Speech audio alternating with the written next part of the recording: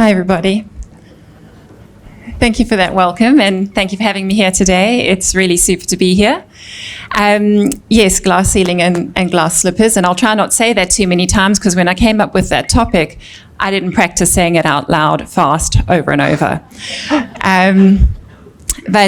Yes, my background is merchandise planning, and I've been in that space literally in that space, not just retail, for 25 years, 20 in corporate and nearly 5 now in my own business. And just show of hands, who knows what merchandise planning is or works with it? Oh, that's quite encouraging. I'm actually excited. But I'm not talking about planning today, but I am going to try and apply some of my planning thinking. If I think back through my career, both in corporate and now also in running my own business, given that planning is about analyzing patterns and trends and causalities, I'm hoping that some of the themes that I've distilled are statistically relevant and could be useful to you in your career journeys. And what I've found as I've worked in my own business is that a lot of principles that I learned in merchandise planning I now use at a more macro level. I never expected that. Sorry, am I going in and out? I talk with my hands a lot, so I'm okay. I now use those same principles at a more macro level in a way I didn't expect in how I look at and think about my business. So, yeah, hopefully some trends there that will be helpful to you. So when we come to the glass ceilings and glass slippers, I suppose maybe when you think about that topic, your first thought might have been that the glass ceilings refer to the corporate environment and the glass slippers perhaps to the own business environment. And probably when I first came up with the topic, just because I like catchy phrases and plays on words, I probably also initially thought of it that way. But the truth is that having walked both paths, they're not really such a direct correlation. The glass ceilings is really probably more representing some of the obstacles and challenges and barriers, real or perceived, that maybe you come across in your career, whether that's a corporate career or working for yourself. And the glass slipper probably really represents more your dreams and your aspirations and your happily ever after scenario. What is that for you? And of course, you know, we're in a business setting here, and we're talking about success factors, and of course none of us think of success so narrowly as to only be how do you go on the corporate ladder or how's your business performing. We know it's bigger than that, but today we're talking about a more narrow context. But yeah, so the concept really is across both of those, and I'm going to try and pull together some ideas that span both. And if you think about it, even in some of the common things that you would know really matter, you take being a team player. Does that mean that if you're a good team player that corporate is really more your space? Well, running your own business, being a team player matters as well. You know, being somebody who takes initiative or can work independently or is strategic or good with people. Any one of those things is equally important in either environment. And I think where I landed up, the more I've thought about it, is that perhaps some of the challenges are a little more unique to each environment, but I think the characteristics from a personal point of view are probably more common and more about the person than the environment quite often.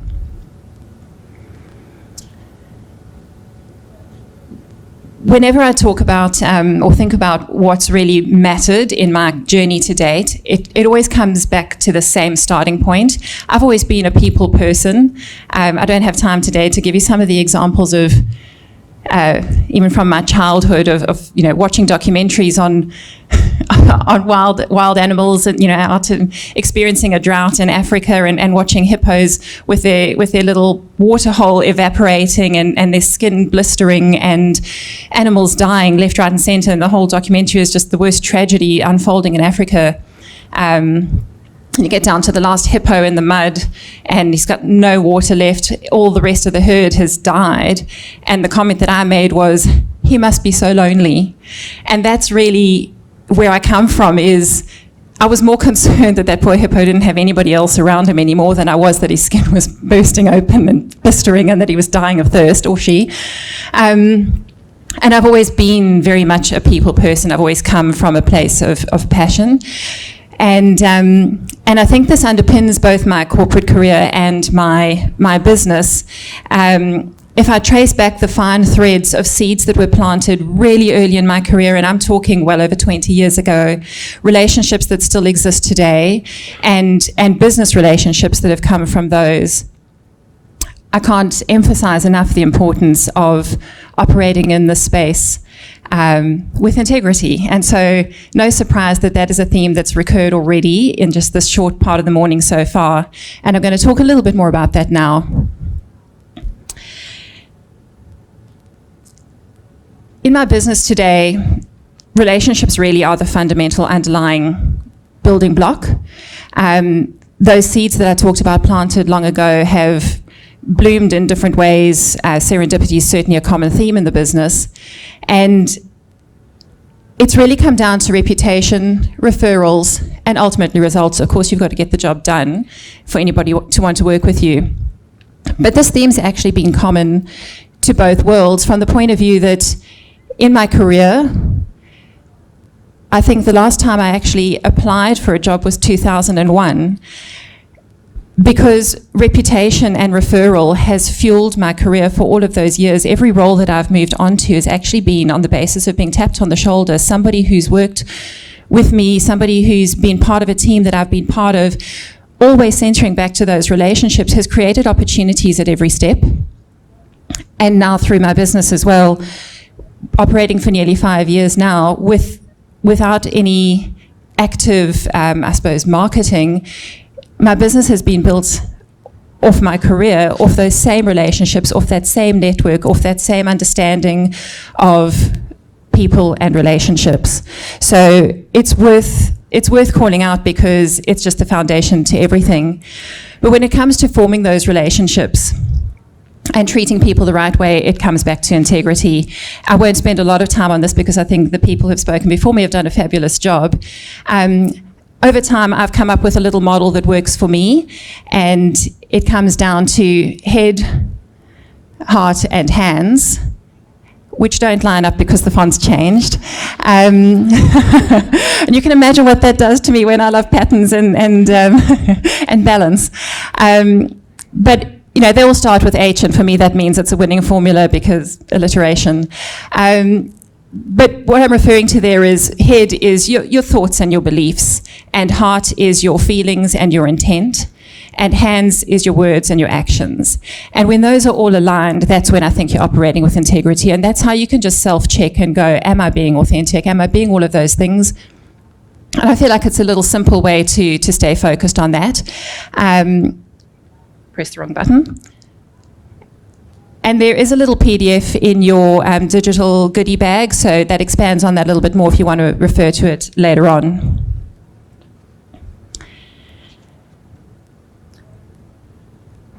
When we talk about relationships and how we deal with each other, I think it's important to realize that there's both an outward and an inward component to that.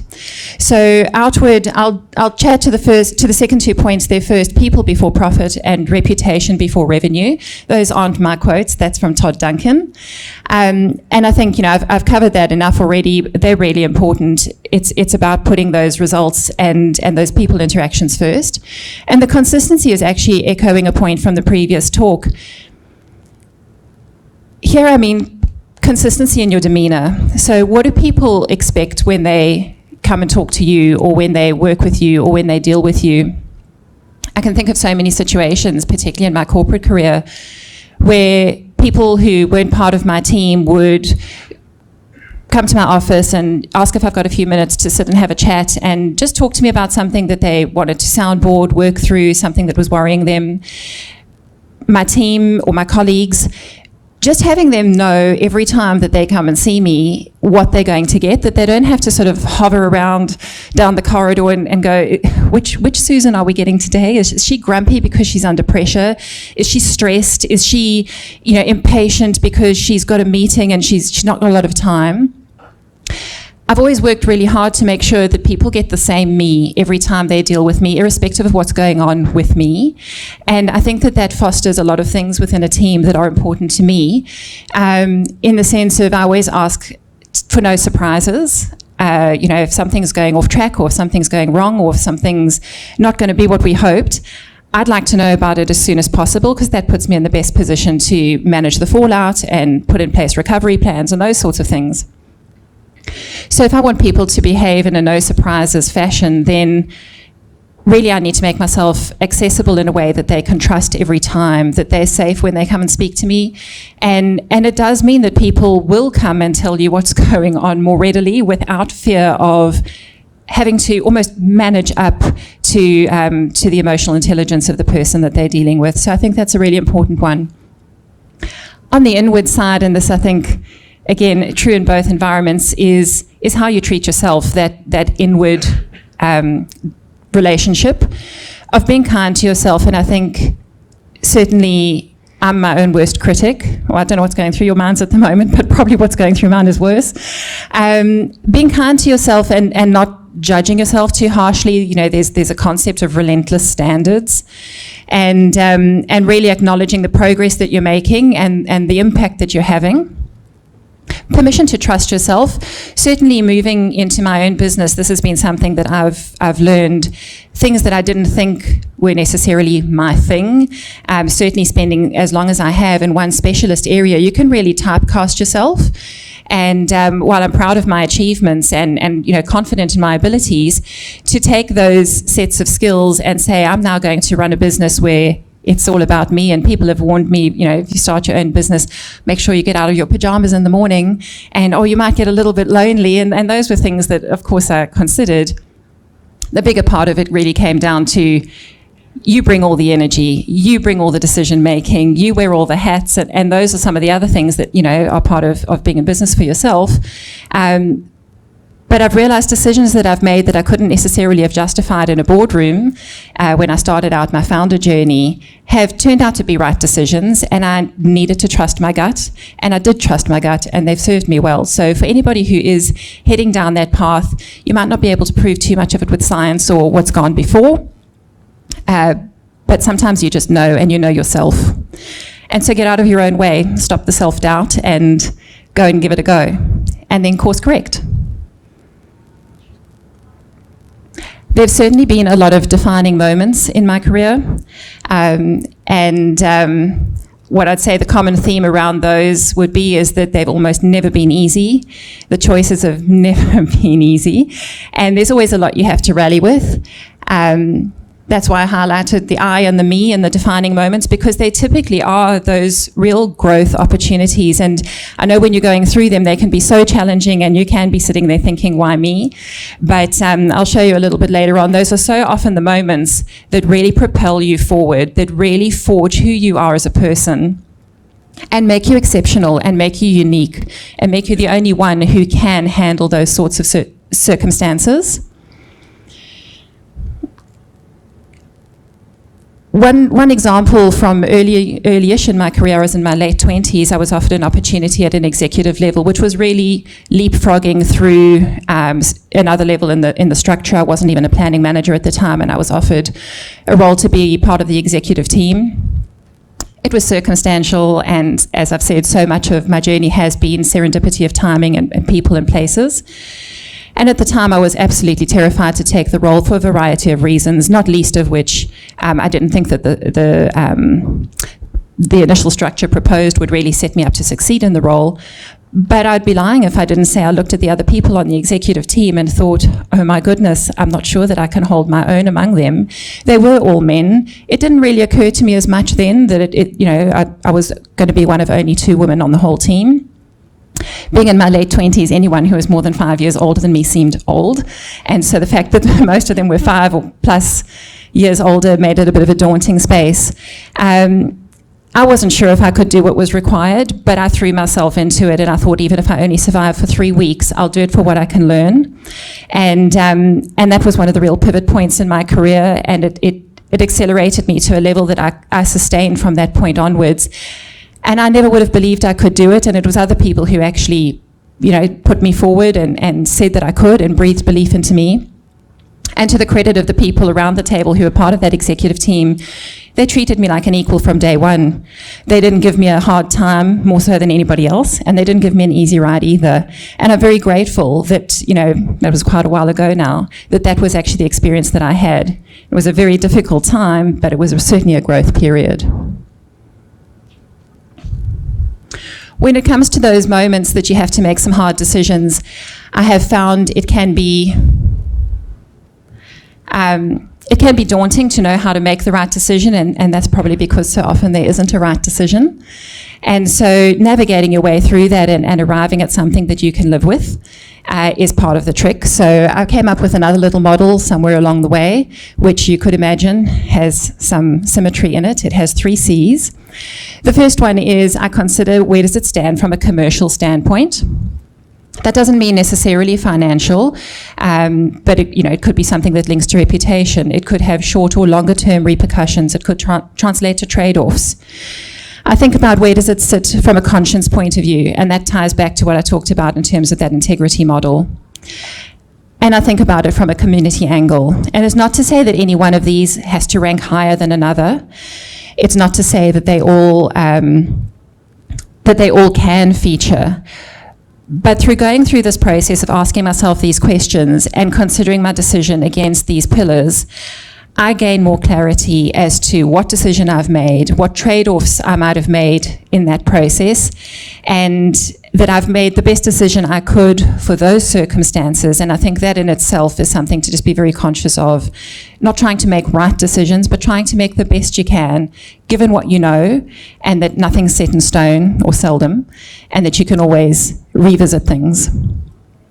So again, I've put that into a PDF in your digital gift bag. So if you want to have a look at it later, I unpack it a little bit more in that PDF. So the journey looks a little bit like that. What you see from the outside, I think if that was a share price, a graph or something like that, I might well invest. You can certainly see that there's some leapfrog moments, like I referred to before. That almost vertical line at the beginning, sort of a quarter of the way through there, was that experience that I talked about before. Of course, there's some dips and some plateaus. But when I look back on that, I go, yep, I think that's all right. And then there's what it really takes and what you experience as an individual, which looks a lot more like that in my experience. I won't say it's to scale. Please don't think it's to scale, because you'll all want to come and give me a hug afterwards. But you know, some of those dips down the bottom there, that's life. That's, you know, being back at work after having a baby, going back to a 4-day role at a planning manager level, which probably doesn't really make a lot of sense. And within a very short space of time in that new role, getting pneumonia, being off work for more than 6 weeks, cracking 2 ribs from coughing, and navigating your way back into a business that's in crisis when you're in that situation. And, you know, everybody has them. Everybody has their ups and their downs.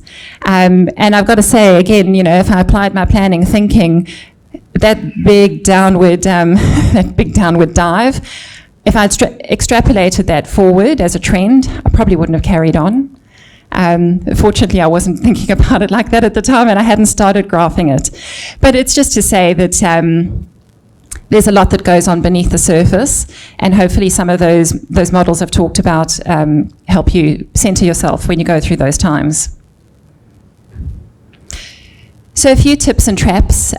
These ones probably are oriented a little more towards the corporate scene, and it definitely was covered before very well. I think the quiet achiever concept, I'll put my hand up. This is not something I've done well in my career. I have been guilty of being the quiet achiever. Yes, I'm still happy with what I've achieved, but sitting there thinking that if you just do the job well, you'll get there. You do need to make sure that people are aware of what you're doing. Be indispensable, surround yourself with good people.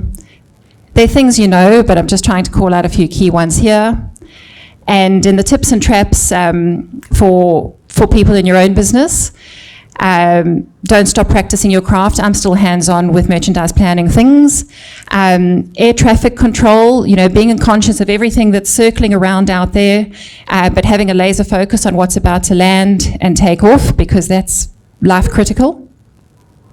being really conscious of the scalability aspect of what you're doing and not losing momentum when you suddenly realize that you don't have the foundations in place for that next step in growth.